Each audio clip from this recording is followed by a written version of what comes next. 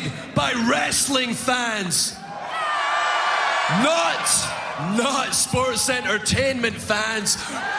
Professional wrestling fans! Professional wrestling! This is it! This is us standing up! This is the Wrestling Matters Podcast, a podcast that stands up for professional wrestling. Why? Because wrestling matters. So join the revolution, because the revolution is now. Well, enough is enough, and it's time for a change! Professional wrestling! This is it! This is us standing up! Yes! Yes! Yes! Yes! Yes! Yes! That's 13-14!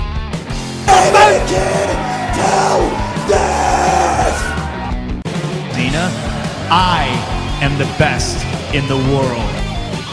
'Cause that's the bottom line! 'Cause Stone Cold Simpson!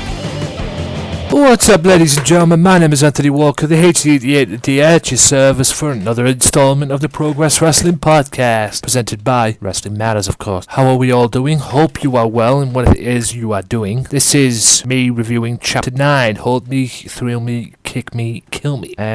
Hope you've enjoyed the previous installment of this, and hope you've enjoyed the new formats to this podcast, as well as the ICW podcast as well. Now, Chapter 9 kicked off with Dave Mastiff versus Tommy End. Now, these two are big heavyweights, and Tommy End was a late replacement for one Jimmy Havoc, because Jimmy Havoc was injured the previous night at a show. So, it brought in Tommy End, and boy, did he deliver. It was his debut. Mastiff already had 1-2, lost 3 in progress, and would go on to progress even more in Progess Wrestling. This was a slow-paced match for me, because these two wrestled. There was more like mat-based wrestling in there. I mean, chin locks and, them wear-out holds that you get when you're on the mat and everything. There wasn't really much action-packed stuff in here for me. The power advantage was definitely with Mastiff. A little bit of the quickness advantage with Tommy End, especially when he's throwing them kicks. I'll get to them in a second. A lot of good stuff in the match, though, but it was just a good, solid wrestling match. Yes, believe it or not, the big 300-pounder can wrestle, and I'm talking about the bastard Dave Mastiff. Now, one of my favourite moments of the match was the springboard moonsault press by Tommy End. Now, this was a young Tommy End, compared to what he is now in the SDS Sumerian Death Squad, but I mean, this guy still had it. You could see the potential, and you could see the development in what he had compared to what he's become now. It was just only going to grow from here, and he was awesome in this match. And I swear there was a few points in the match towards the end where he was throwing kicks, and even one point it was about 3 to 4 kicks that got Dave Mastiff right in the face, and one point he kicked him right in the jaw and got a near fall out of it. I mean, this guy, he is lethal with them kicks, and I swear I don't envy anyone who gets on the receiving end of them. But like I say, most of the match it was very paced, and I don't know, I would have said these two were very even, but most of this match, Dave Mastiff was very dominant in this match.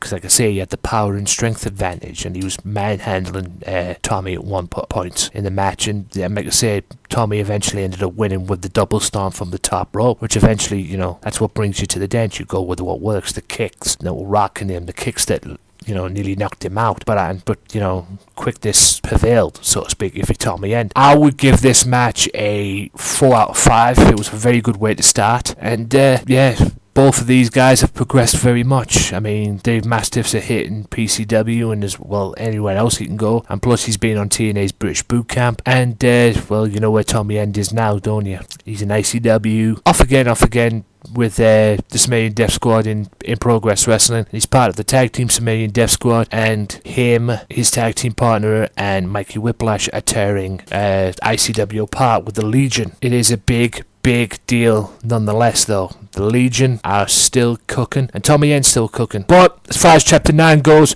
great way to start the match, or great way to start the show. Very good wrestling match. Very good match indeed. Now, the next match was Eddie Dennis, who was tag team partners with Mark Andrews, against Paul Robinson in the second semi-final of the second semi-final of the Natural Progression tournament. It's not easy to say. And it was a case of size versus speed. Size advantage being with Eddie Dennis and quickness with Paul. And I felt Eddie dominated most of this match, quite frankly. Using his size, his strength, his power. Don't get me wrong, he was very agile too. He's got some quickness there too as well. I mean, one of my favourite points in the match was when Eddie caught Paul off the top rope, caught him in midair in suplex position, and I'm not talking about the German suplex, like a normal suplex, vertical suplex position, and then jackhammered him, which was just insane, absolutely insane.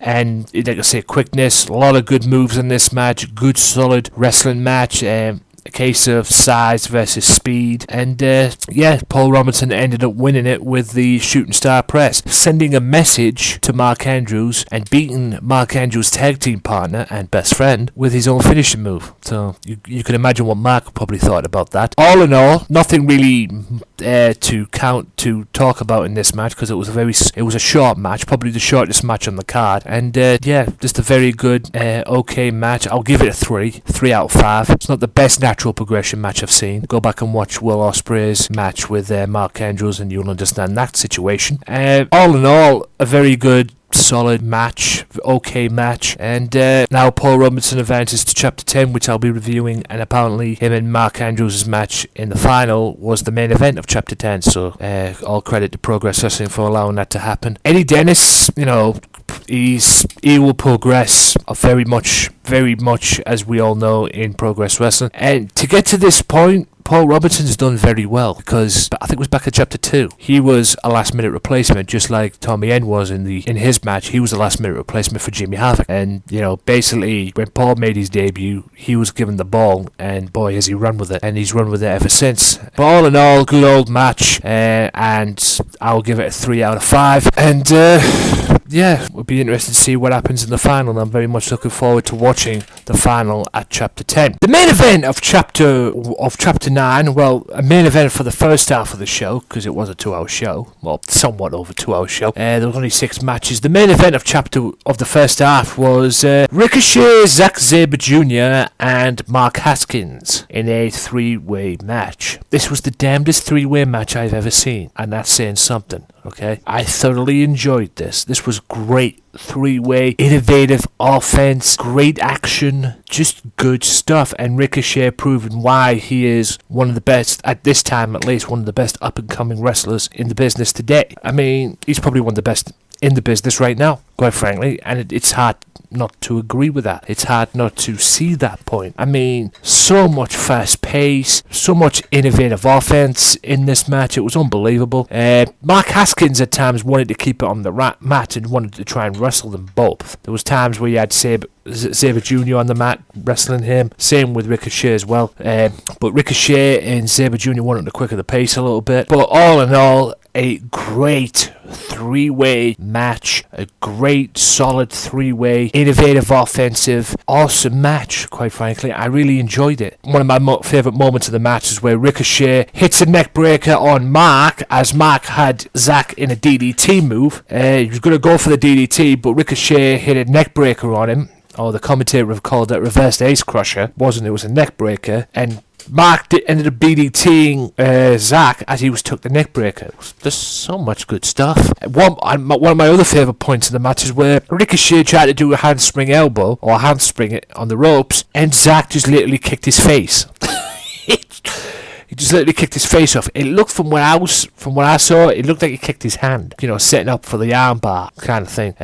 But whatever it was, it hurt. And just a lot of good stuff. Ricochet had Haskins had Ricochet in had Zack in a move. Ricochet comes in, kicks Haskins, and hits a standing shooting star press on Zack. It was just so much good stuff, innovative offense at its best. If you want to see a match that is full of innovative offense, if you like that kind of stuff, go and find this match. Go and subscribe to the Progess Wrestling On Demand. It's just so good to watch. I mean, Zack up until this point has definitely come a long way since he had that match with his tag team partner Marty Scurll. Ricochet only is his second match, and he was only going to grow from this point on. At least his first match was with El Ligero, and what a debut, because that was a classic. Mark Haskins is a part of the Progess Wrestling stable that is at the time Screw Indie Wrestling. Did he mess that up? But all in all, just a good solid match, good solid three-way. I thoroughly enjoyed it. Lots of innovative offense. If you like innovative offense, you're going to enjoy this match. And I would give this match out of 5. I would have to give it 4.5 out of 5 for me, because it was really good. Like I say, if you like innovative offense, you definitely like this match indeed. So much good stuff in this match. And that's about it for part 1 of this Progess Wrestling podcast, presented by the Wrestling Matters, of course. Hope you have enjoyed it. And I'll be back right after this quick timeout with part 2, which involves Stixx one-on-one with Nathan Cruz, a 6-man match, involving Grado and Project Ego, and of course the main event, which involves Rampage Brown, the Progess Wrestling Champion, defending against Doug Williams. So stay tuned. I'll be right back after this.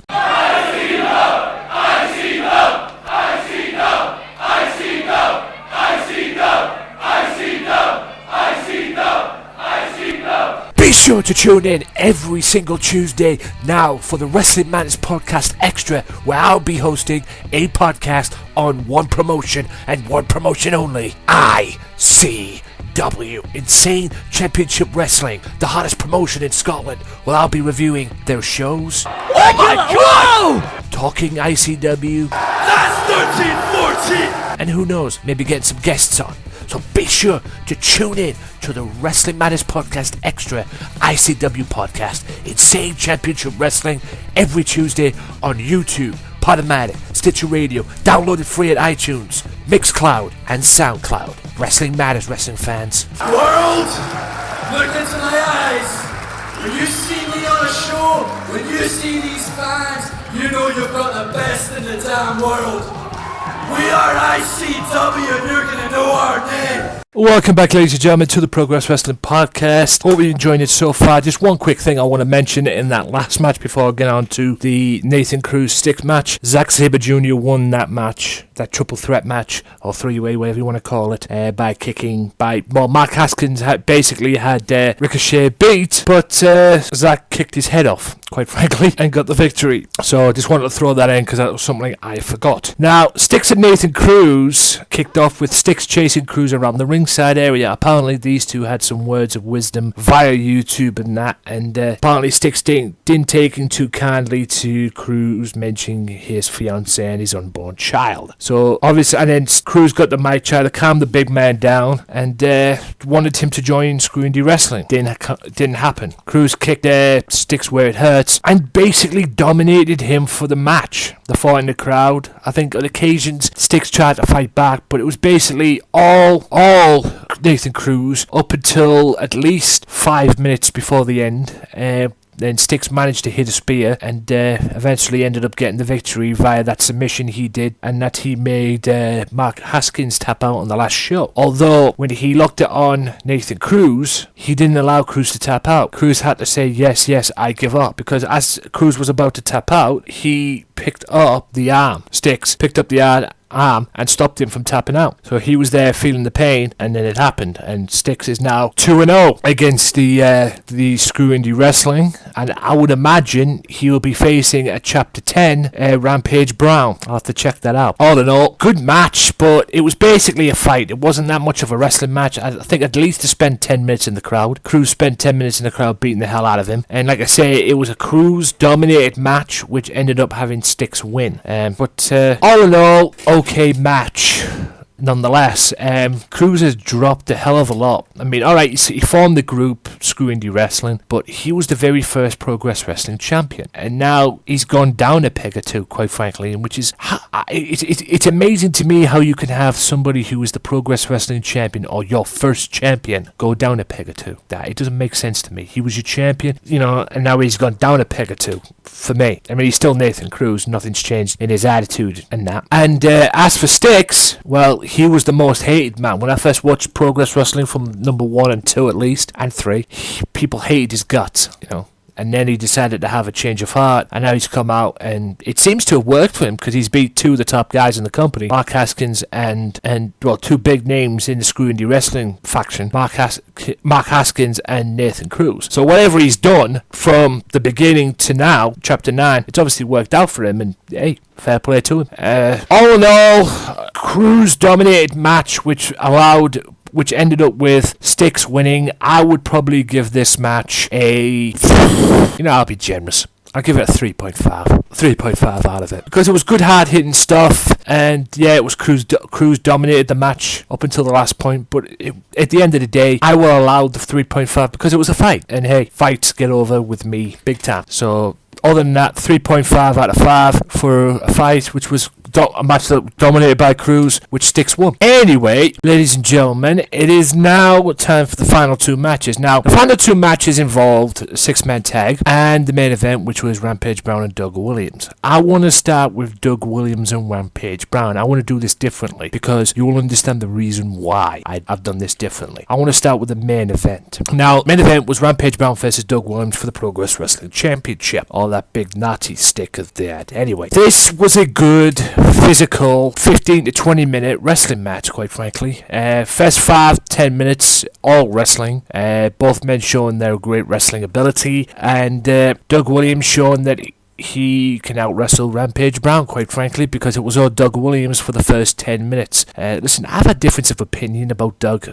when I met him at the EPW show and everything, but there's one thing I have definitely not denied, and I never will deny, and I think I said this on the last podcast. He is an excellent wrestler. He really is. There's no question about that. He is a British legend. You know, going back to the days when he was in FWA, the Frontier Wrestling Alliance, and all that. He is an excellent wrestler, there's no denying that, and he proved that the first 5 to 10 minutes of this match against Rampage Brown, because Rampage Brown couldn't get an advantage over it. Yes, Cruz got involved because Nathan Cruz was at ringside, you know, Screw Indie Wrestling, but all in all, the whole match as a whole was a great, solid wrestling match, physical wrestling match, despite the fact Nathan Cruz kept on getting involved, which kind of what led to Chapter 10, because Doug Williams will meet Nathan Cruz at Chapter 10. So, I mean, favourite points of the match was Doug showing a bit of quickness, which is very rarely you see. Going up quickness to get away from Brown's attack, and then runs up the top rope and hits a flying elbow, diving elbow off the top rope, or diving forearm, whatever it was, but it worked. And he actually dived on Cruz as well.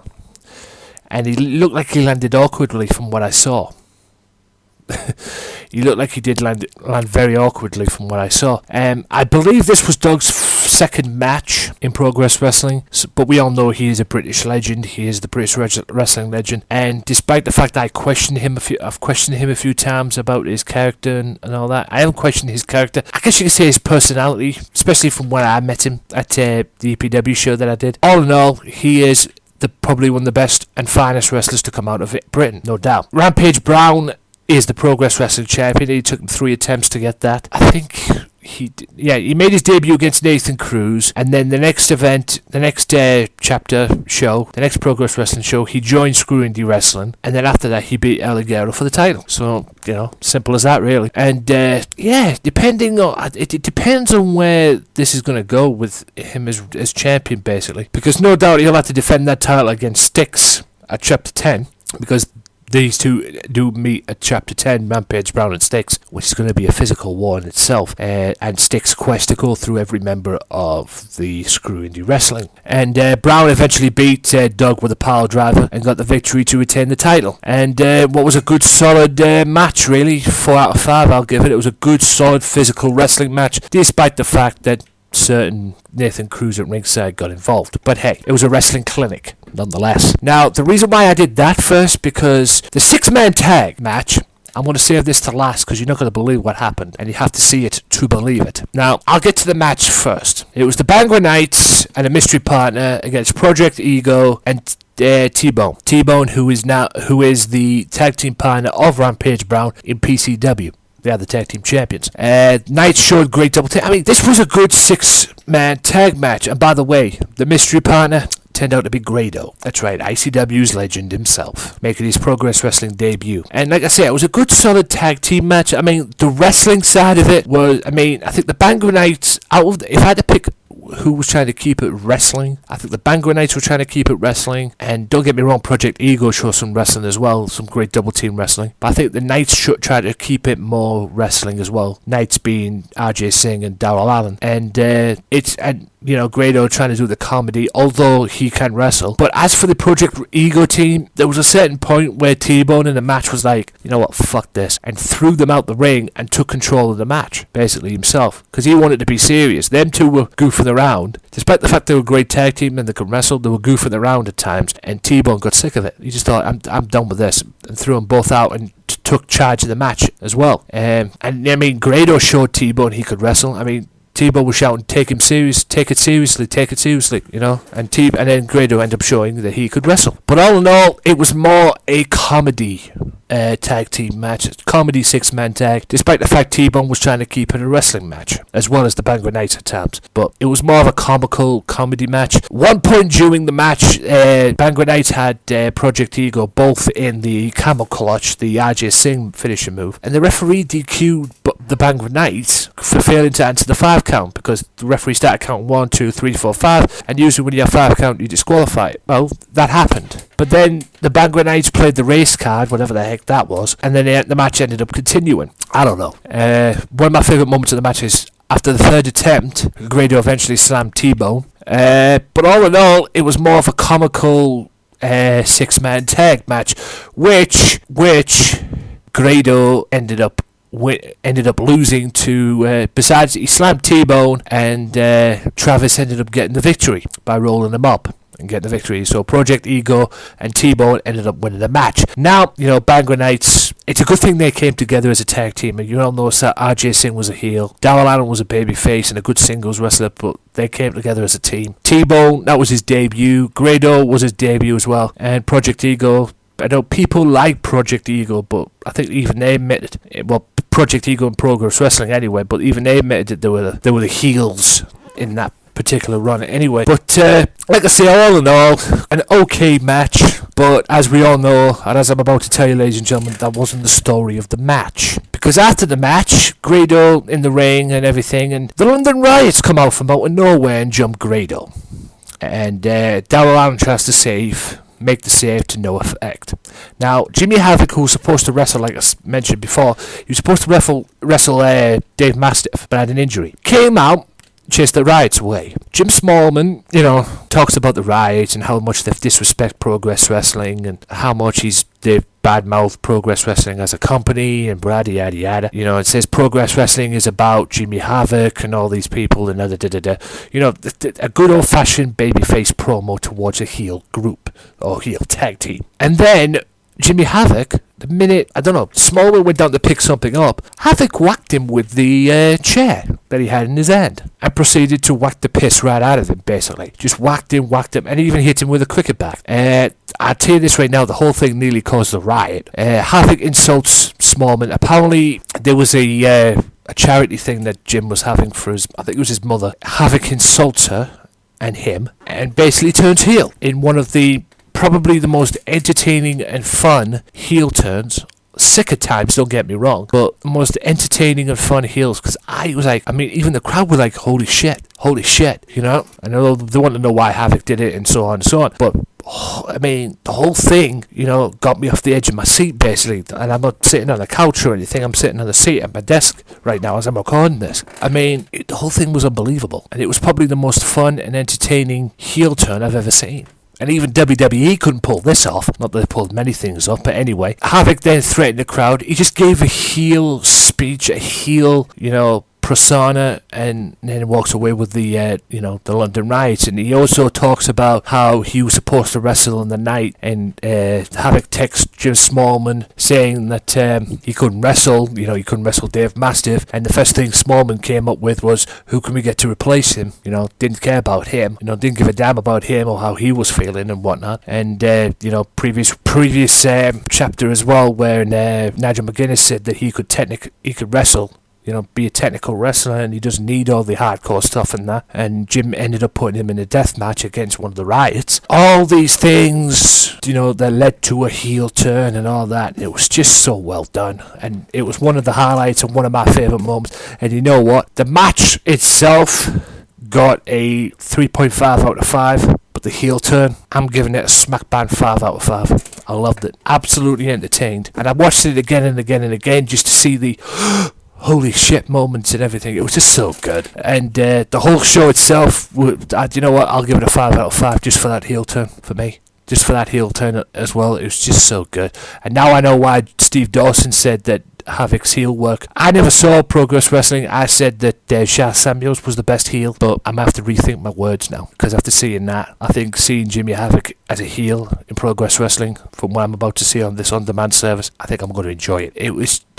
good grief. And I can understand why Steve Dawson rates highly of him. But in any event, like I said, the whole show gets a 5 just for that heel turn as well. And that's about wraps it up for the Progess Wrestling Podcast here on Wrestling Matters. Tune in to my Wrestling Matters podcast and my ICW podcast. You know what it's all about, ladies and gentlemen. For more information on TWT Wrestling, go to the official TWT on Twitter and Facebook.com/TWT Wrestling. Also check out the Wrestling Matters channel. The Wrestling Matters channel as well, which has got my SummerSlam and Monday Night Raw review all as one. It's a 45-minute video, by the way. And I just thought I'd put them both in as well. Also stay tuned this week as well. This is going out Wednesday, August 26th. So stay tuned this week, as well as I will be bringing you, lovely people, I'll be bringing the NXT review as well, because I haven't seen NXT yet. I haven't had time, but I will do. And once I do that, I will review it. And also Facebook.com/WM Podcast. Thank you so much, guys. I have reached over 1,000 likes on that Facebook page. I know that's only going to go. It's going to keep on coming. And guys, I really do appreciate your support as well. It means the whole world to me doing this podcast. And it shows all the work that I've put in since April 7th, 2014 has been worth it. And fuck you, Job Centre too. But with that being said, ladies and gentlemen, my name is Anthony Walker, the HC at the end of the day. Thank you so much for tuning in to listen. And until next time, peace out. Well, enough is enough, and it's time for a change. Professional wrestling! This is it! This is us standing up! Yes! Yes! Yes! Yes! Yes! Yes! That's 13-14! Naked till death! Dina, I am the best in the world. 'Cause that's the bottom line! 'Cause Stone Cold Simpson!